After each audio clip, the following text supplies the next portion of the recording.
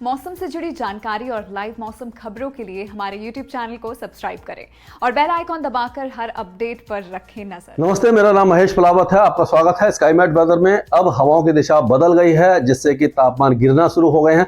आपने देखा होगा कि कल जो तापमान थे उससे कुछ गिरावट देखने को मिली है, और 2 दिन यानी कि 24 घंटे पहले ही हमने देखा था कि ये जो टेम्परेचर थे वो 12 तारीख को ही गिरना शुरू हो गए थे, और वो पश्चिमी राजस्थान के साथ साथ पश्चिमी पंजाब और हरियाणा में भी टेम्परेचर का फॉल देखने को मिला था।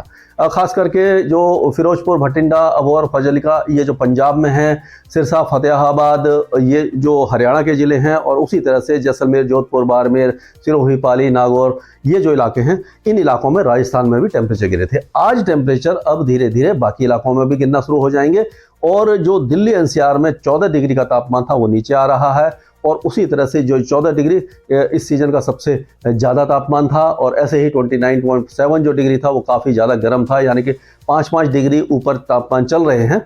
अब ये टेम्परेचर गिरेंगे, लेकिन ये 2 दिनों तक ही गिरेंगे, क्योंकि उसके बाद ये 14 तारीख को एक और नया पश्चिमी विक्षोभ जो आएगा वो हवाओं की दिशा में तो परिवर्तन पूरी तरह से नहीं कर पाएगा, लेकिन ये जो विंड है उत्तर दिशा से जो हवाएं चल रही हैं इनको कमजोर कर देगा।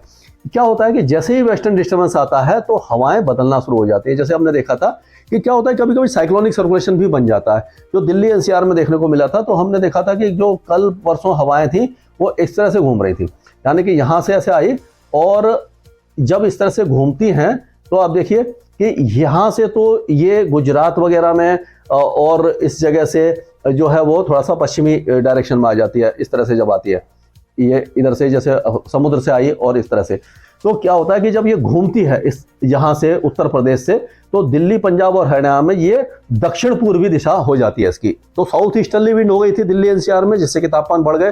तो ये जो कंपोनेंट है, दक्षिण पश्चिमी हो या दक्षिण पूर्वी हो, ये दोनों कंपोनेंट जो होते हैं सर्दी के समय में हवाओं के ये तापमान को बढ़ाते हैं, मिनिमम टेम्परेचर को बढ़ा देते हैं। केवल जो उत्तर पश्चिम दिशा से ये जो लाइन आपको दिख रही है, ये जो उत्तर पश्चिम दिशा से जब हवाएं चलती हैं तो पहाड़ों पर जो बर्फबारी हो चुकी होती है वहां से आ रही होती हैं, और जब वहां से हवाएं आ रही होती हैं तो ये तापमान को गिराती हैं। तो ये विंड डायरेक्शन आप समझिए कि सर्दियों में उत्तरी हवाएं ठंडी होती हैं क्योंकि पहाड़ों से आ रही होती हैं या बर्फबारी होती है, और गर्मियों में जैसे ही हम आगे आएंगे, अप्रैल मई में आएंगे, तो जो पश्चिमी हवाएं होंगी या उत्तर पश्चिमी हवाएं होंगी वो गर्मी लिए होंगी, क्योंकि ये राजस्थान के थार डेजर्ट से और जो पाकिस्तान का थार डेजर्ट है यहाँ से, बलूचिस्तान से, सेंट्रल पाकिस्तान से, यहाँ से आ रही होंगी।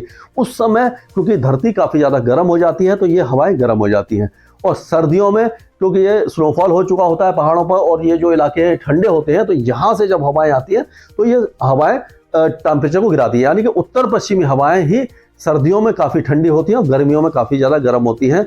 और जब गर्मियों में, जैसे कि अभी हम आएंगे प्री मानसून सीजन में आ जाएंगे मार्च में, मार्च, अप्रैल और मई, ये प्री मानसून सीजन होता है। इस समय क्या होता है कि तापमान काफ़ी तेज़ी से बढ़ते हैं, हीट लो बन जाता है सेंट्रल पाकिस्तान पर और राजस्थान के आसपास।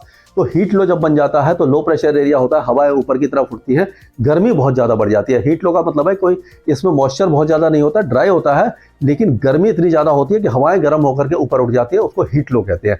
तो हीट लो जब उसके बाद मई जून में, मई के आसपास ये सेंट्रल इंडिया में आ जाता है। जब सेंट्रल इंडिया में आ जाता है तो यहाँ से हवाएं ऊपर उठती हैं। तो इन हवाओं को भरने के लिए ITCZ, intra tropical convergence zone, जो भूमध्य रेखा को पार करके उत्तरी गोलार्ध में आ जाती है, तो मेडागास्कर से आकर के ये हवाएं जब टर्न होती हैं तो यहाँ पर जो हीट लो बना होता है, जितनी ज़्यादा गर्मी होती है, हीट लो होता है, तो उसको फिल करने के लिए काफ़ी तेज़ी से आती हैं। तो ये दक्षिण पश्चिम मानसून को लाने में सहायक होती हैं। तो दोनों चीज़ है, हीट वेव भी आती है और ये इसको पुल भी करती हैं, यानी दक्षिण पश्चिमी जो मानसून है इसको पुल करती हैं, खींचती हैं अपनी तरफ, जिससे कि मानसून काफ़ी ज़्यादा अच्छी तरह से दक्षिण भारत पर दस्तक दे देता है। उसके बाद धीरे धीरे आगे बढ़ता है। तो अभी क्या है कि हीट लो तो बनेगा नहीं, लेकिन जो टेम्परेचर हैं वो 14-15 तारीख से एक बार फिर बढ़ना शुरू हो जाएंगे, क्योंकि हवाएं कमज़ोर हो जाएंगी। लेकिन अगले 2 दिनों के दौरान हमें उम्मीद है, आज और कल जो हवाएं हैं ये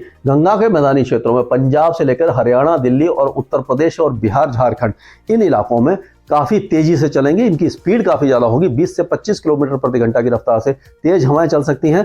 तो क्या होगा कि ये जो हवाएं होंगी उत्तर पश्चिम दिशा से, या तेज़ धूप के बावजूद जो दिन के तापमान को गिराएंगी।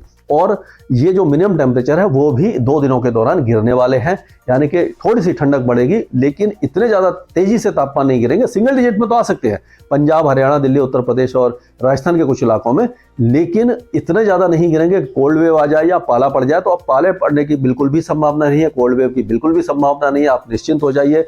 कोई भी खतरा वेदर के हिसाब से नहीं है। लेकिन दूसरा खतरा ये है कि जो गर्मी बढ़ेगी, मार्च में अगर गर्मी बढ़ जाती है, जैसे पिछले साल 2022 में हमने देखा था कि मार्च काफ़ी ज़्यादा गर्म था, अगर क्योंकि जो वेस्टर्न डिस्टर्बेंस धीरे धीरे कमज़ोर हो रहे हैं, ये इसको कंट्रोल नहीं कर पाएंगे टेम्परेचर राइज को, तो अगर गर्मी बढ़ती है तो फसलों को कुछ नुकसान हो सकता है, खास करके ये जो अभी गेहूं की फसल है इसमें। लेकिन जैसे जो कई किसान भाइयों ने मुझे बताया है कि जो फरवरी के आखिर में या मार्च के शुरुआती दौर में जो हार्वेस्टिंग कर देंगे, गेहूं की कटाई शुरू कर देंगे, फसलों की कटाई शुरू कर देंगे, तो उनकी फसल पूरी तरह सुरक्षित रहेगी, क्योंकि इतना ज़्यादा तापमान नहीं बढ़ेगा। यानी कि जो अर्ली सोइंग है, जिसने पहले बुवाई कर दी थी, उनके लिए फ़ायदा है।